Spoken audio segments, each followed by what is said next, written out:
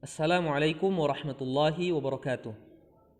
Alhamdulillah wassalatu wassalamu ala Rasulillah wa ala alihi wa sahbihi wa mawalah wa la hawla wa la quwwata illa billah.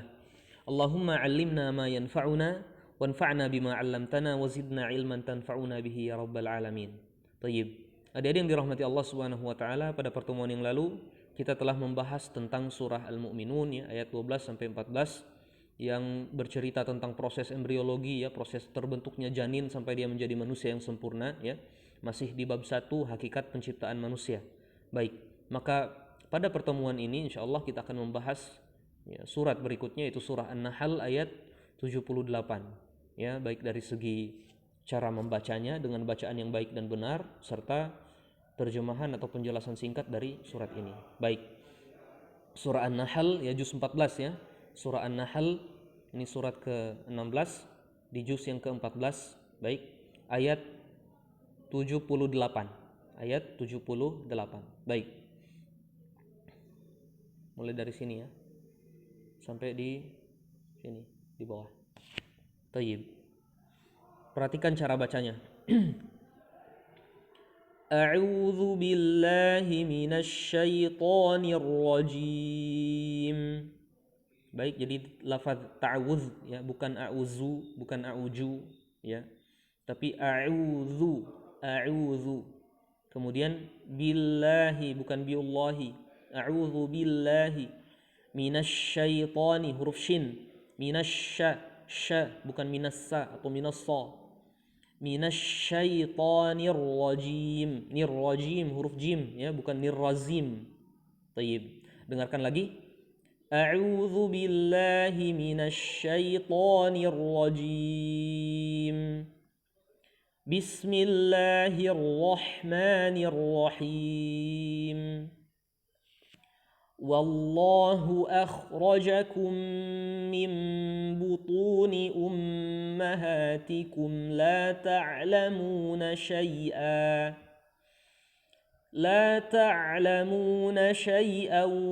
wa ja'ala lakumus sam'a wal absara wal af'idah وجعل لكم السمع والأبصار والأفئدة لعلكم تشكرون.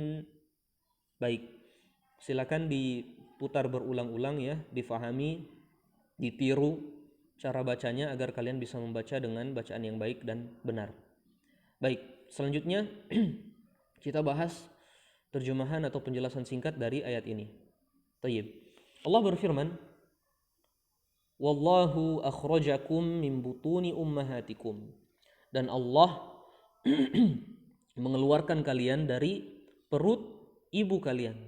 Tayyib, Allah keluarkan kalian dari perut ibu kalian. Maknanya adalah, jadi setelah Allah ya menciptakan kita di dalam rahim ibu kita dengan tahapan yang telah kita bahas di surat sebelumnya ya, dari dari setetes air mani kemudian menjadi gumpalan darah, setelah itu dia menjadi daging, setelah itu dia terbentuk tulang lalu dibungkus lagi oleh daging, kemudian dia menjadi makhluk yang berbentuk lain ya, menjadi manusia yang sempurna lengkap dengan seluruh anggota tubuhnya.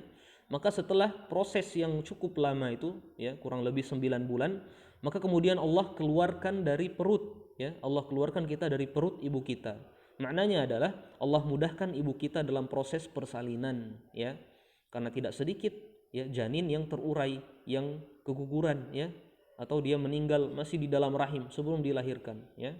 Maka alhamdulillah dengan kemurahan ya, dengan kasih sayang Allah Subhanahu wa taala, kita patut bersyukur karena kita diberi kesempatan oleh Allah untuk lahir di dunia ini ya. Allah memudahkan proses persalinan ibu kita sehingga kita bisa lahir dalam keadaan selamat seperti sekarang ini. Baik. Jadi Allah keluarkan kalian dari perut ibu kalian. Oke. Kemudian kata Allah, la ta'lamuna syai'a, dalam keadaan tidak mengetahui apapun, tidak tahu ilmu apapun ya, tidak mengetahui apapun. Makanya tidak ada bayi yang lahir langsung bisa pidato ya kan? Dia belajar bicara dulu seperti itu. Tidak ada yang bisa langsung pintar matematika, pintar berhitung, tidak. Tentu dia melalui proses pembelajaran. Maka ini pertanda bahwa kita ketika dilahirkan itu tidak dalam keadaan mengetahui sesuatu apapun ya. tidak mengetahui apapun. Makanya kata seorang penyair, ta'allam falaisal mar'u yuladu aliman. Belajarlah karena tidak ada orang yang dilahirkan dalam keadaan berilmu. Ya, tidak ada orang yang dilahirkan dalam keadaan tahu banyak hal, ya. Seperti itu. Walaisa akhu ilmin kaman huwa jahilu. Dan orang yang berilmu tentu tidak sama dengan orang yang bodoh, ya, orang yang tidak berilmu. Tayyib. Jadi kita dilahirkan dalam keadaan tidak mengetahui sesuatu apapun. Wa ja'ala lakumus sam'a wal absara wal afidah. Dan kemudian Allah menjadikan untuk kalian, ya, Allah menciptakan untuk kalian as-sam'a, pendengaran, wal absar, ya, penglihatan, wal afidah, dan hati. Baik. Jadi Allah menciptakan untuk kalian pendengaran, penglihatan, dan hati. Apakah hanya ini yang Allah ciptakan ketika kita lahir? Tentu tidak, kan? Kan ada kepala, ya, ada leher, ada jantung, seperti itu, ada kaki. Tapi kenapa tiga anggota tubuh ini yang disebutkan oleh Allah di ayat ini, ya? Para ulama menjelaskan bahwa karena tiga anggota tubuh ini berkaitan dengan kalimat sebelumnya. Jadi kalimat sebelumnya Allah mengatakan apa? Kalian dilahirkan dalam keadaan tidak mengetahui apapun, ya kan? Tidak berilmu, tidak punya ilmu apapun. Maka tiga anggota tubuh ini adalah anggota tubuh paling penting dalam rangka menjadikan seseorang itu berilmu, ya. Seseorang bisa belajar tentu dengan bantuan tiga anggota tubuh ini, dengan pendengaran, dengan penglihatan, serta dengan hati. Baik. Selain itu, tiga anggota tubuh ini juga disebutkan secara khusus oleh Allah dalam, ya, surah Al-Isra, ya, bahwa akan dimintai pertanggungjawaban oleh Allah Subhanahu wa taala. Allah berfirman, "Wala taqfu ma laisa laka bihi ilmun." Dan janganlah kalian mengetahui sesuatu yang kalian tidak punya ilmu tentang hal tersebut, ya. Yang kalian tidak tahu menahu tentang hal tersebut. Tayyib, innas sam'a, karena sesungguhnya pendengaran, wal absar, ya, wal basara, dan penglihatan, wal fuad, dan hati, kullu ulaika kana anhu mas'ula. Semuanya akan dimintai pertanggungjawaban oleh Allah Subhanahu wa taala. Akan ditanya oleh Allah untuk apa kita gunakan, ya. Seperti itu. Baik. La'allakum tashkurun, agar kalian bersyukur, ya.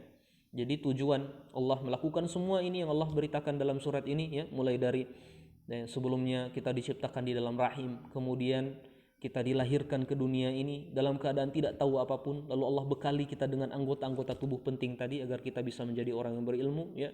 Semua itu Allah lakukan agar kita bersyukur kepada Allah Subhanahu wa taala. Seperti itu, ya. Kata Allah, la in syakartum la azidannakum. Jika kalian bersyukur maka aku akan tambahkan nikmatku. Wala in kafartum inna azabi lasyadid. Namun jika kalian kufur, ya, kufur maksudnya ingkar, ya, tidak bersyukur terhadap nikmat, maka kata Allah, sesungguhnya azabku sangat pedih. Baik, sampai di sini pertemuan kita, dan tugas untuk pertemuan kali ini adalah seperti biasa, ya, mengirimkan VN, ya, rekaman suara kalian membaca ayat ini dengan bacaan yang baik dan benar. Kemudian ringkasan atau rangkuman dari apa yang telah saya sampaikan pada pertemuan kali ini. Dan insya Allah pertemuan berikut kita akan membahas surah Al-Baqarah. Baik, demikian adik-adik yang dirahmati Allah Subhanahu wa taala.